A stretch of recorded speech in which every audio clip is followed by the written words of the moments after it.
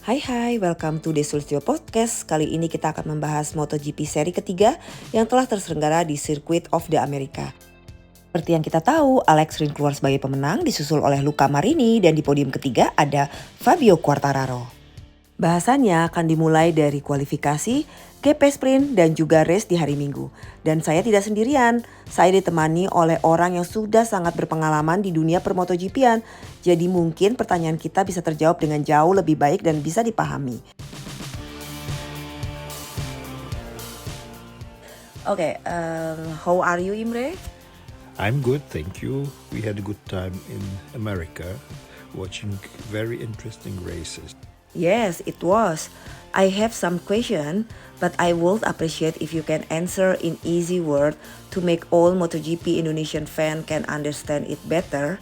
So, my first question is, from the first 3 GP that we witnessed this year already, is there any conclusion from Friday practice, qualification, sprint, and the race? Can you please explain it to us? So what we can basically say is that Ducati has an overall strength. They have a lot of data from their 8 riders, plus they are having 4 bikes from last year where they have a lot of data. So they are always very strong on Friday already.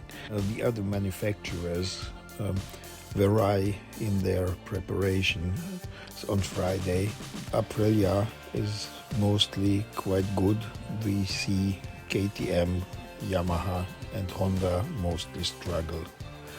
This has changed very often on Saturday, especially now in Austin.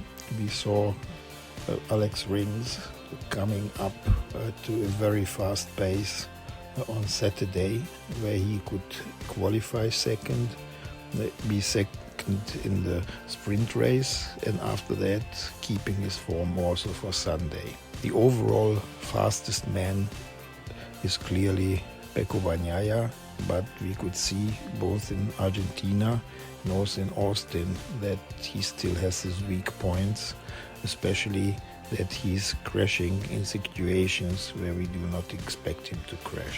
Yeah, the conclusion is actually that MotoGP is so close and we can still have a lot of surprises for Sunday.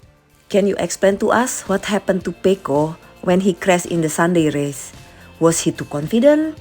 Was he under pressure? Or what is technical reason? As a tire maybe? So it was pretty difficult to understand what really happened, and he himself didn't really understand. He confirmed that he was not too much under pressure, he was not really pushing, he had a clear lead, and he said he could easily wrap up the pace, but suddenly he lost the front end. Alex Rins, who was closest to him, said that maybe he was a very little offline. They were very mysterious crashes in Austin. It was 10 degrees colder on Sunday than it was on Saturday. This way, it was very difficult to predict the correct front tire pressure.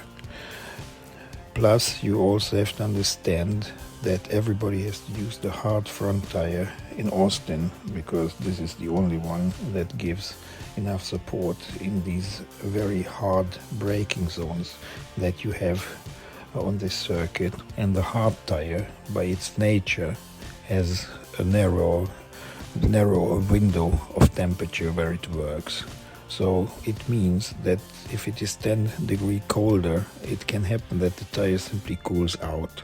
And there was a real cold wind, so this might have cooled out the tires at certain places of the track, and the riders suddenly lost control. It is unbelievable that 10 of the world's best riders have crashed in that race, so it must have some technical reason with the tires, and Pecco Bagnaia was one of the victims.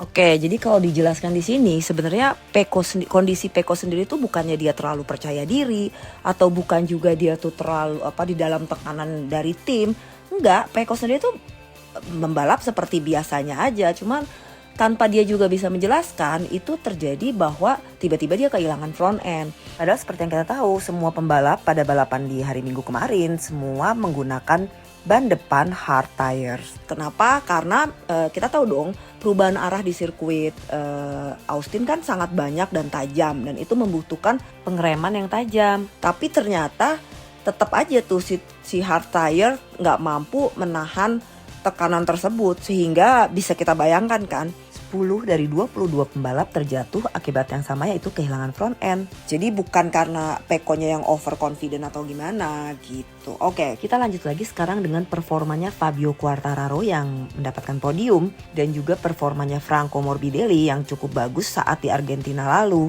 Apakah ini artinya Yamaha sudah menemukan yang dia cari, ataukah hanya memang per spot-spot aja atau per sirkuit? Misalkan gaya balapnya Franco Morbidelli sesuai dengan balapan di Argentina, dan begitu juga Fabio Quartararo, atau gimana nih kira-kira?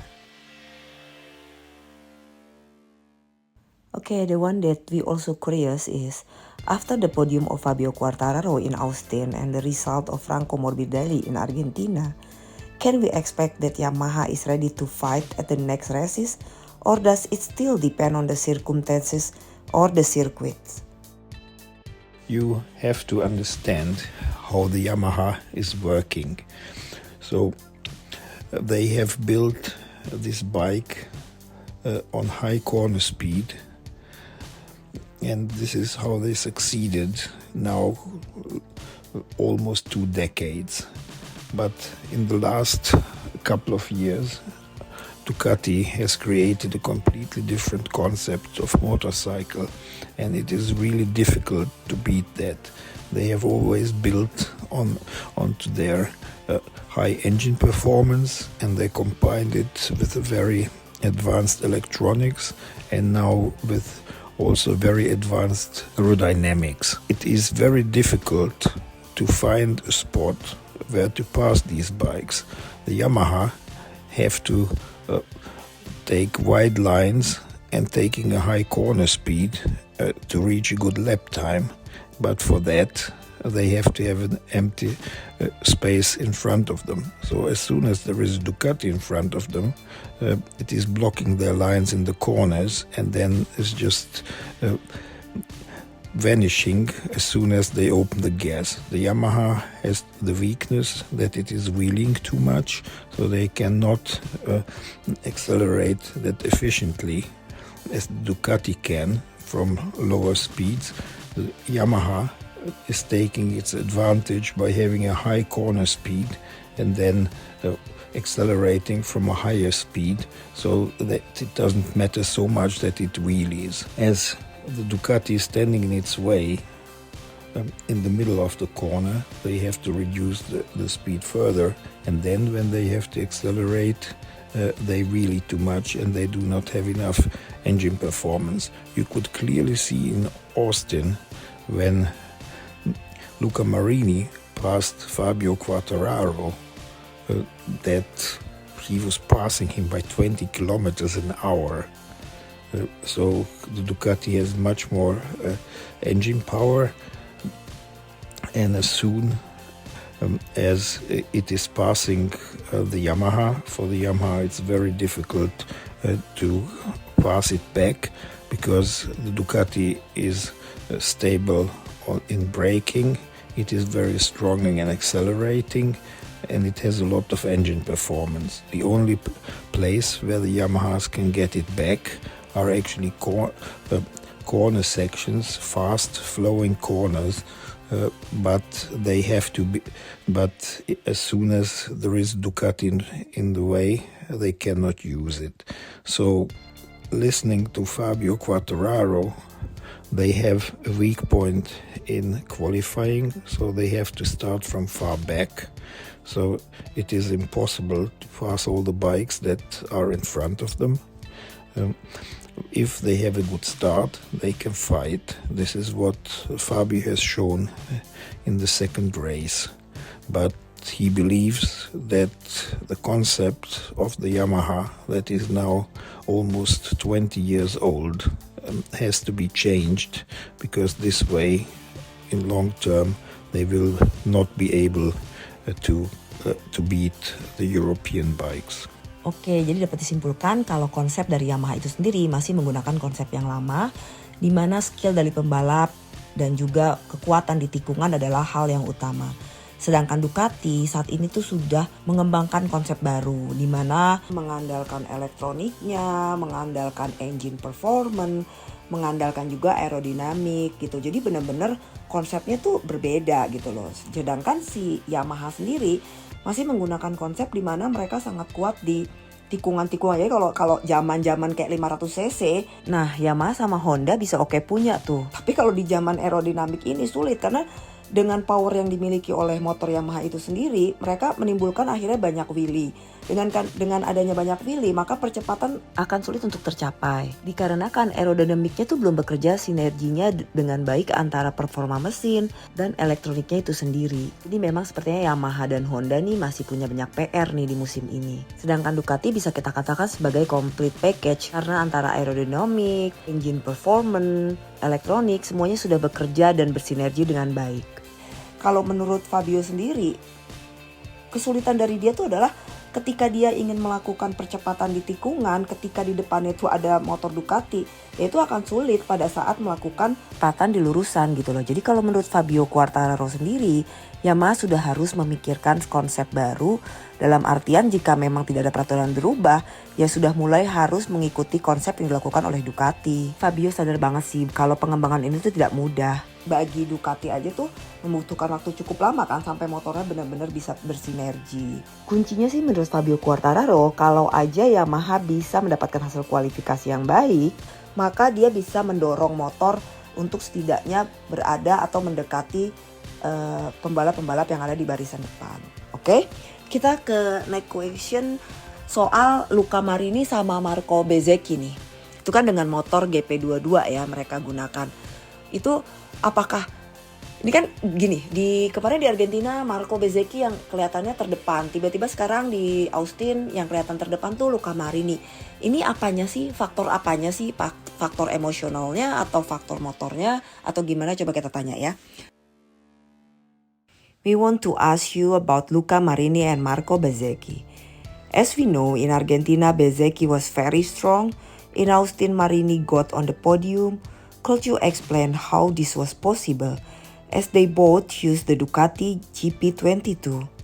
So the team has a lot of experience with the GP22, as Luca Marini has already used it last year. There are a lot of data that they can use from last year. The bike was very competitive at the end of last year, so it is no surprise that they could do good races. Now it is the question when we come to Europe and everybody is getting more test time through the Perez test, if the new bikes will get an advantage and push last year's Ducatis back. On the other hand, we have seen last year that Enea Bastianini could still win with the previous year's Ducati by the end of the season, and the team of Valentino Rossi is actually a team of very good technicians that are in that sport for like 2 decades. They have a lot of support from Ducati, so if they continue performing well, they will also get more support from the factory, so we can expect them to be on top. Luca Marini is a guy who was fighting for the Moto2 World Championship. It just slipped out of his hand by the very end. Marco Bezzecchi is a guy that Casey Stoner called the future MotoGP star, so we can still expect a lot from them. Oke, jadi kira-kira kesimpulannya gini. Kan Luca Marini udah pakai GP22 dari tahun 2022 lalu kan. Artinya Luca Marini sudah memiliki pengalaman lebih naik motor GP22 ini gitu. Dan Ducati juga memiliki data-data yang sudah banyak juga dari tahun-tahun sebelumnya gitu loh. Nah, sedangkan kedua pembalap ini sebenarnya memiliki potensi yang sangat besar di MotoGP ini. Luca Marini yang sangat cerdas, dia itu selalu mengendarai dengan sangat penuh perhitungan gitu loh. Jadi dia tuh pernah memperebutkan kejuaraan dunia Moto2 kan, tapi di saat-saat terakhir akhirnya dia harus menerima bahwa yang menang kejuaraan dunia Moto2 adalah Enea Bastianini. Sedangkan Marquez juga adalah pembalap yang bisa diandalkan karena dia tuh pernah mendapat pujian tuh dari Casey Stoner kalau dia adalah pembalap masa depan di MotoGP yang harus dimasukkan dalam perhitungan pembalap-pembalap yang akan berada di depan. Jadi memang Luca Marini dan Marquez itu masih bisa kita andalkan untuk menjadi pembalap yang ada di barisan depan ke depannya. Sekarang kita tanya pertanyaan terakhir ya, soal Honda nih. Sebetulnya Hondanya yang ready atau karena Austin memiliki layout yang sesuai dengan gaya balapnya Alex Rins. When we look the performance of Alex Rins in Austin, was it his style or did Honda make a step? So when we look at the history of Alex Rins, he has won in Austin in Moto3, he has won in Austin with Moto2, he has won in Austin with Suzuki, now he has won in Austin with Honda. So it is quite obvious that he found the secret how to ride the circuit and he likes it. Listening to the other Honda riders, they say Joan Mir, who knows him very well, said Alex is riding the Honda like a Moto2 bike, and this seems to be a key factor that he can override some of the problems. It actually happened in the past that also Marquez changed styles, so Moto2 bike is carrying more corner speed. The MotoGP bike is using more acceleration, but you can actually change this style, and Alex Rins succeeded in it. For that he has to ride a complete different setup, but in Austin it seemed to work well and cover up the weak points of the Honda. Now we have to see if this is applicable also on European circuits for Alex Rins. If it is, then the other Honda riders have to change their styles. They have to change their setups. And with Ken Kawauchi, they actually have the right guy who remembers a lot of things from the Suzuki. They have also used higher corner speeds, so maybe they can modify the Honda in that way, although it is a dangerous path because Yamaha is using more corner speed and is now really caught on the back foot by Ducati, and it's the question if it is really the right way. When we see the other Honda riders, we had crashes from Joan Mir, from Taka Nakagami and from Stefan Bradl. That shows that the bike is still not so easy to ride, and Stefan Bradl himself confirmed that they are not really ready for the challenges they have to take, especially to qualify well, and for that they have a problem with the current regulations that is limiting the use of tires for the test teams. Stefan Bradl said we would need more new tires that we can test the Honda for qualifying circumstances, and we simply do not have them. So it seems that Honda still has a long way to go. We will see when Marquez will return. Actually, Marquez is a big master in combining riding styles, so this was one of the secrets. He could win at so many places where the other Honda riders did struggle. We will see if when he's returning he can find the key and he can improve the bike the way that it will be competitive. Oke, dari kesimpulan tadi kita bisa lihat bahwa sepertinya memang Alex Rins yang menyukai style daripada sirkuit itu sendiri, karena dia udah pernah menang di Moto3, di Moto2, 2 kali juga sekarang di MotoGP. Jadi kalau Hondanya sendiri tuh masih long way to go, masih butuh banyak pengembangan dan proses gitu. Tapi kita lihat apakah Honda akan bekerja dengan baik juga di sirkuit-sirkuit di Eropa, dan kita juga akan lihat setelah Marquez nanti kembali di Perez gimana hasil dari Honda itu sendiri. Tapi memang Honda itu dan Yamaha tuh hampir sama lah konsepnya, masih mengandalkan di tikungan bukan di percepatan. Dan seperti yang juga Joan Mir katakan, bahwa terlihat bahwa Alex Rins itu mengendarai motor Honda di Austin itu dengan gaya balapnya pembalap Moto2 atau motor Moto2, di mana dia mengandalkan kekuatan pada tikungan. Sedangkan kan kalau MotoGP yang diandalkan adalah kekuatan pada lurusan kan, pada percepatan gitu loh. Jadi itu perbedaannya sih gitu menurut Joan Mir.